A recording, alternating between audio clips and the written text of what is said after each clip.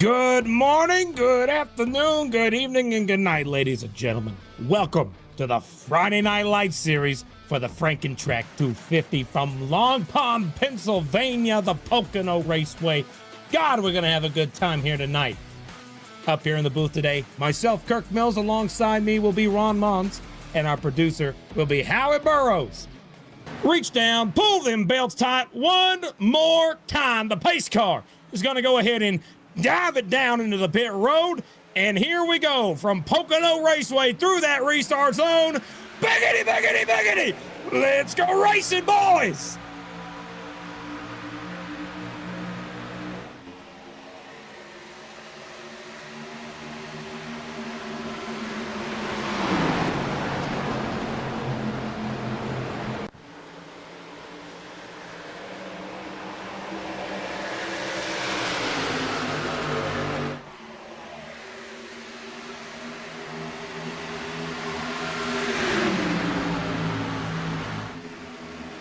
Look at that, heading down to turn number 2, packed in like sardines still. Ethan Winter checking out as Bryson Ixabal and Nicholas Vroman still squabbling. Vroman, the usual cup runner, making his real appearance here in this series. He's been rocking and rolling the past couple of weeks, so let's see what he can do here. Currently running an uncontested P2.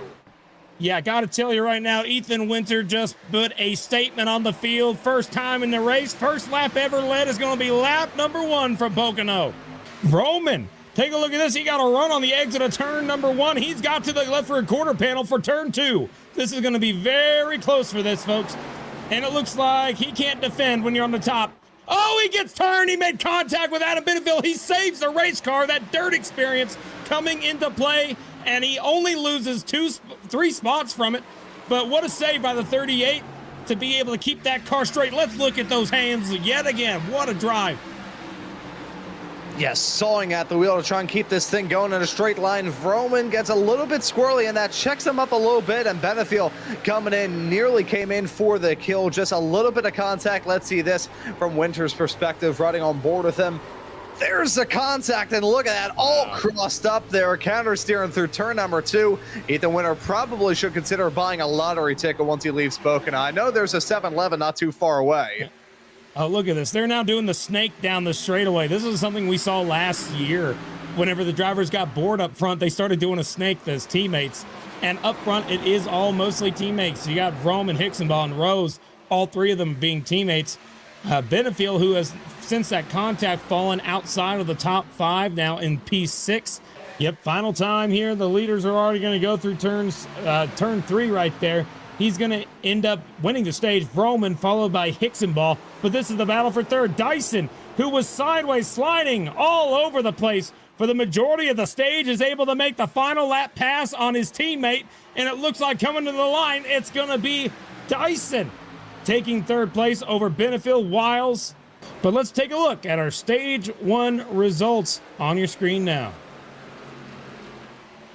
A bit of news under that caution. The 22 machine of Jacob Simpson has been given an EOL penalty. So for too many pit stalls. So that's going to absolutely cause him to have from a good day to a recovery day. He's just going to need to recover what he lost. Heading through turn 3. I hate saying that. It needs, triangle is cool and all, but this is more like 5 turns than anything. Here we go. All right, at turn 3, you got Wineland, got Hoytsma there. Top 2.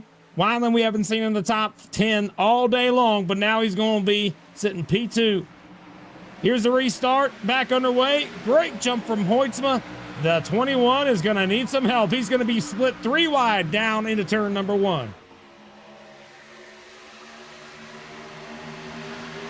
This is going to get really hair-raising. I don't have a good feeling about this. Hang down to turn number 1. Vroman there on the inside in the pink machine, trying to go off to the Pony Club. On the inside, the 21 is on the inside, the 41 as they're close farther behind.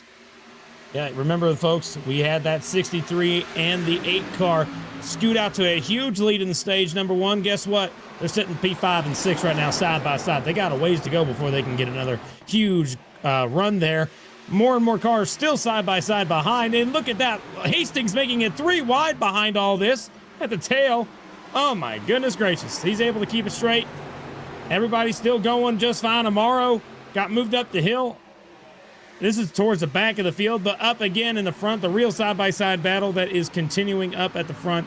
Caution's out. They're wrecking off turn number 3. Look out, folks. It looks like it is... Oh, Eric. Oh, whoa, Kevin Zosiak. Huge hit. Oh, no, it hit the barrels. They hit the barrels. It's the 42 of Lowry. He has lost his right front tire.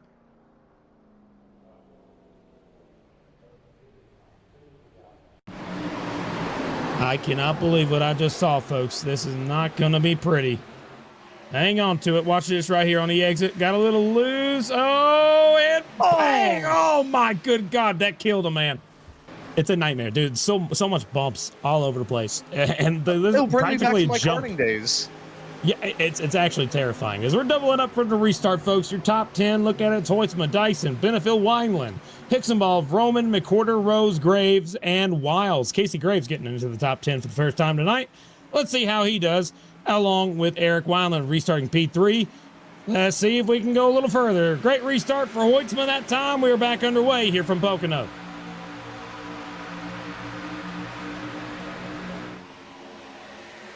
Who's going to be the big mover, the big diver? Hang down to turn number 1. Already see some drivers cutting up again, close to contact there. Wineland and Dyson took a couple of chops at each other as they headed their way into turn number 1. Dyson going to clear him just barely out of the turn. This is going to stack it up and allow the 83 of Adam Benefield to try and get some moves done. Look at him trying to make something work there to jump in a second.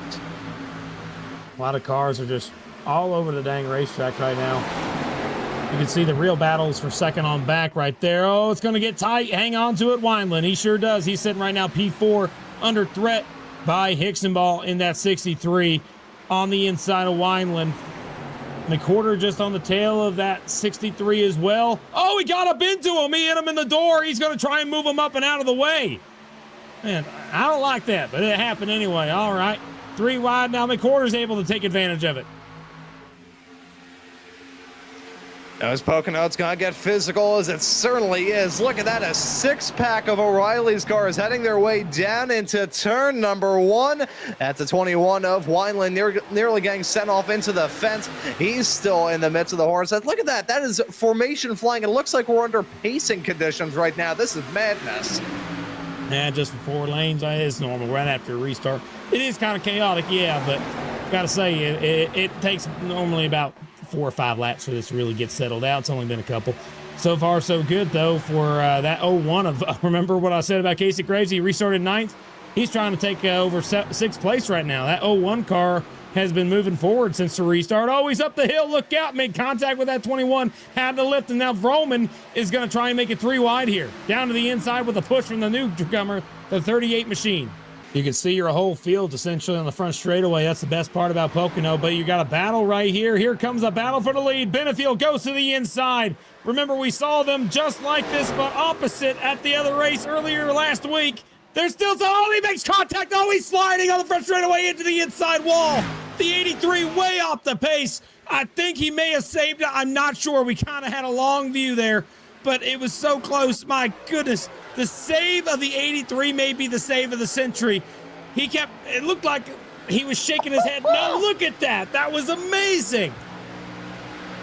A rodeo ride from Adam Benefield. Look at the wheel. Look at his hands. Back and forth, sawing one direction, the other, and the other. Oh my goodness. How he kept that out of the wall and going in a straight line is unbelievable. He's lost out on some time. Did see some takers last time around, but here at the final opportunity, not a lot of drivers assigned to take it. It was Jacob Simpson and Casey Graves that made the call. Here we go, the 97 looking for it. He got close to the back of Dyson as they headed their way out of turn number 1. The gap grows into 2, but you know that Hoytsma is certainly looking for it. Dyson just made the pass Dyson just made the pass on the 41. 41 on the 97. So Dyson just made that pass on the 97. He got by, and I think Dyson's gone. Yeah, he's not gonna get anywhere near it. I gotta tell you that. I think the battle now is for second on back. Oh, it's the 83 and the 63 that's making me nervous. So battling for fourth, Hicksonball and Benefiel, they've been dancing with the devil as of recent here in this race, in this battle for sure. We saw Hicksonball with a bad sideways snap as he had his way through turn number 2 last lap. I thought he was going to wreck it, but he's still right there, still on the outside of Benefiel as they continue to fight. Right now, though, that 97 of Hoytsma starting to fall off a bit at the end of this stint. He's stacking up the field. Dyson on track for a stage win, but who's got to complete your top 5? Coming to complete stage number 2, coming at the end of this one. It looks like right now, Hoytsma's closing back in on Dyson. Hoytsma's got to run. He's going to try and make a move down into turn number 3 for the final time. He looks down to the inside. This ain't over. 97's going to dive it in. Will he make contact? It's going to be inches apart. He makes it through. 41's going to take the stage win, and Hoytsma will hang on to P2, but what a run for the 41. Remember, he started way further back, and he was able to get the job done. What a job from 7th to 1st in stage number 1. Take a look at your stage results on your screen for stage number 2. Let's see what happened to Kyle Amon, who has really old tires, 20-lap old tires on that machine. Back underway, 17, great jump on the start. And good Lord, look out turn 1. Already fanning out. Where are they going to go here? 3 wide, 4th place, 5th place. Hoytsma to the very top. 22's trying to top 2 is the 17. Trying to carry momentum, but he does not have much speed going down the back. There was still some drivers cutting off and trying to get some moves done. I believe that was a 56 in the woods that I saw there in the back of shot, maintaining some 3 wide and nearly 4 wide racing down the backstretch. A side-by-side Kyle Amon on those old tires, trying to fend off the field. Not able to do that for Hoytsma. Now feel more pressure. 3 wide as they head their way into turn number 3. Dyson shot it 3 wide. He made contact again with the 73, still loose, keeping the car straight, but he shot that car with a run right down to the bottom, able to make it work. And where has Roman, and where did he go? He was up in the top group. He's long gone. No idea where that pink car went. At the tail of the field right now. Yeah, unfortunately, I believe Nicholas Roman was last seen hitchhiking on I-80 right outside of Pocono. Oh, 17's up out of the groove. Hang on, folks. He's way up out of the groove. Hang on to it there. Look. Roman's going to have to go from the back to the front. He's way behind, outside of the top 20, along with Ethan Winter making his first start of the day. Big time in the 70, able to ring out a little bit as they're wrecking big time heading at turn number 3. Oh, Hudsinger. Something happened to the 92. Brandon Hunsinger. Not necessarily having the day he wanted to see happen. He's on the top. Hits the wall, goes down, makes contact. Oh my good God. Jarek Grodzicki also involved in the 31. I hate to see it for Jarek Grodzicki and Brandon Hunsinger. But they were inches from, again, hitting the barrels. That worries me, you know, this track, this could easily happen in real life, you know. And again, it could. So, I mean, good God. Welcome back, folks, to the Friday Night Lights series here from Pocono. We got ourselves a tremendous development here on the racetrack. 40 laps to go is at the very edge of your fuel mileage. A lot of cars came down to top off on fuel. Lucas Hoytsma is one of them, and he is heading off pit road now. After just topping off, we're going to be getting the 1 to go signal right now. And when they hit the line next time by, we are going green. So up front, new leaders, take a look. McWhorter, Jacob Simpson, Andrew Dyson, Matt White, Casey Graves, Blake Cluot, Hunter Truel, Bryson Hicksonball, Daniel Wiles, and Aiden Amaro are your top 10. All of them will need to come down pit road one more time. The rest of the folks who have stayed out and the rest of the folks who came down pit road must maximum save fuel in order to make it on this particular green flag stint. If we stay green the whole time, those folks that came down pit road, they will be the ones sitting in victory lane. But if we go under yellow at any point, it highly benefits the cars that are on the racetrack right now, but the whole field is split in two, folks. Heading out of turn number 3, everybody's caught back up to the pace car.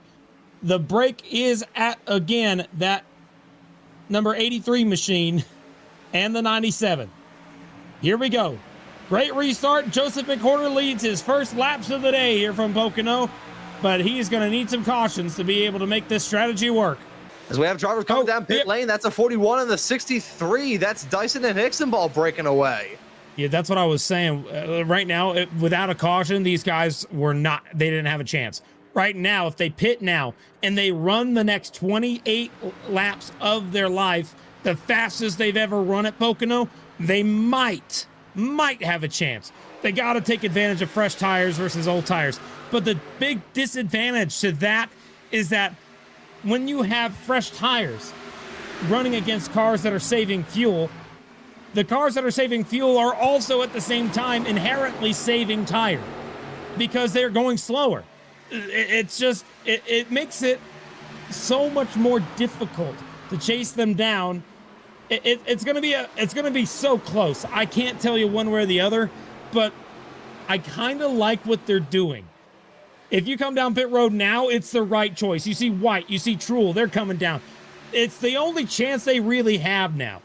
3 of them do. McWhorter saves that, so that's Roman, Wiles, Rose, all staying at there, including Eric Weiland and Aiden Amaro. So a couple of drivers staying at, but in terms of that camera shot that we had with 4 cars, then there were only 1.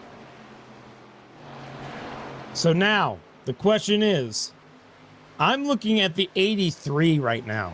The 83 was the first out of everybody in the group that came down pit road on a lap where they knew they could make it on gas. The 83 of Adam Benefield and the 41 of Andrew Dyson both came down together. So with this in mind, folks, right now they are running in P21 and P22, and they both have a great opportunity here. They got to chase down the driver of the 97. That is their goal here. If they can catch the 97, who is right now 11 seconds behind the leader compared to Dyson's 32, they're going to need to have the best run of their lives.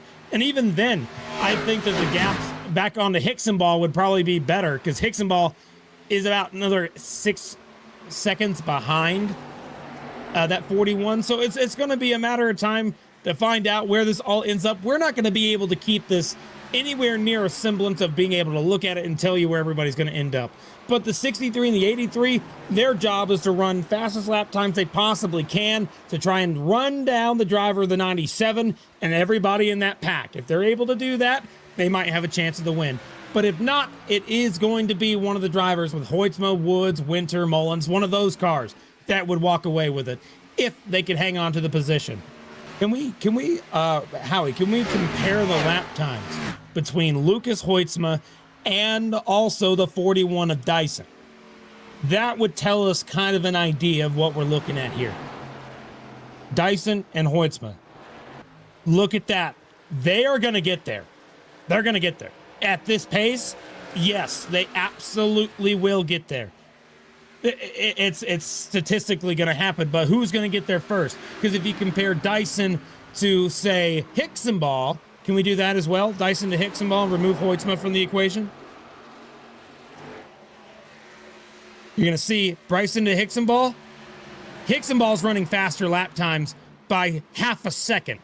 So I think Hicksonball is sitting in the best position at the moment. If he's able to catch Dyson, which it looks like he's on pace to do. You can see, here comes Wineland. Here comes the 32 of Amaro. They're coming down pit road. And so does McWhorter. The leaders, they know their bet is up. They got to go down now. And they got to try and chase down that 63, because right now I think the 63 would end up being the net leader along with Hunter Truel. Both of those cars, nose to tail. It's so chaotic, Rod. This is my favorite genre of racing because it becomes a guessing game until 5 laps to go. And I think that the biggest thing is that Hoytsma is probably wishing that he has a little bit extra in the tank. He needs to increase the pace by a little bit, and it might get close, but I don't see it happening. You see, this is part of the reason why I like Pocono so much. It produces, everything from good battling, very hard and competitive racing to this more kind of strategic look that we've got in this event right now. And it's absolutely awesome to see Casey Graves, latest racer to come down pit lane currently. We keep our eyes locked on your top two, though. Wesley Napier and Bill Hull still holding on to your top two spots. This is one of the rare occasions in all of racing where I could say this. I'll take it. Wesley Napier and Bill Hull are your 1 and 2 runners right now. That is amazing. They're not going to make it on gas, and neither is they're the only ones that cannot make it. They're hoping for a caution.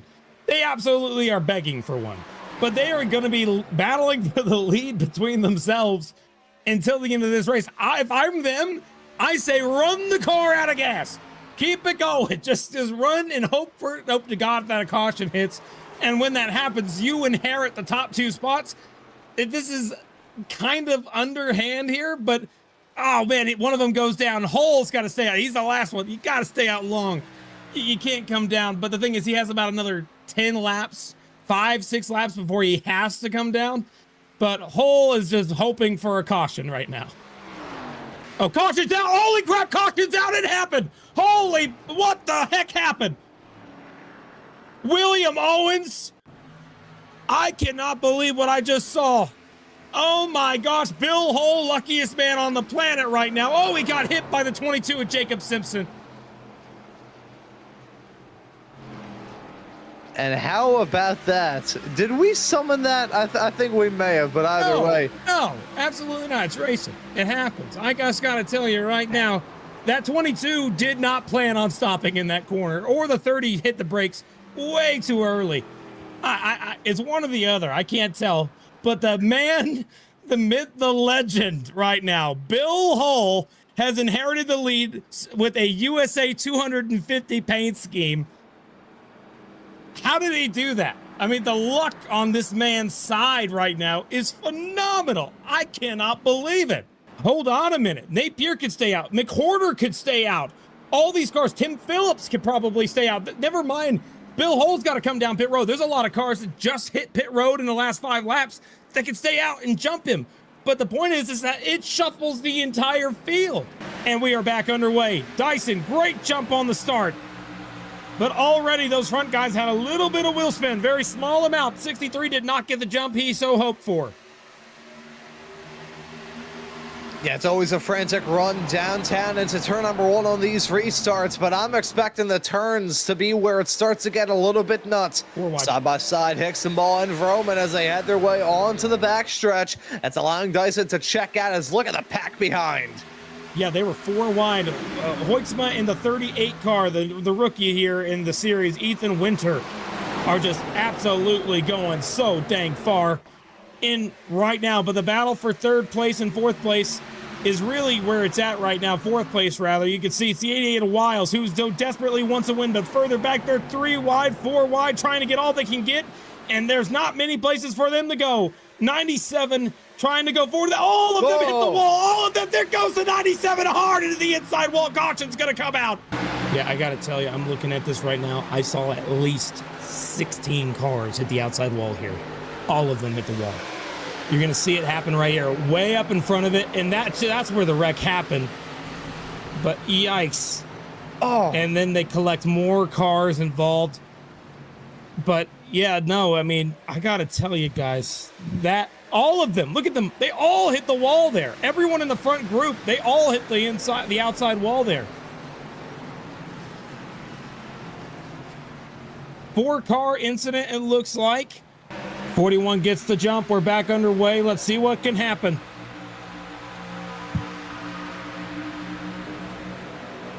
No one's really brushing outside of the top 10.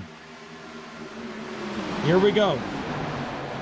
41 goes down the block, aero blocking that 8 car, that pink machine being aero blocked.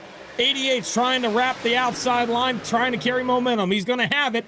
And now side by side for the lead. Here comes the 8 car, Vroman, to the inside of the 41 of Dyson. Into turn number 2. Easy pass. Vroman takes over the lead.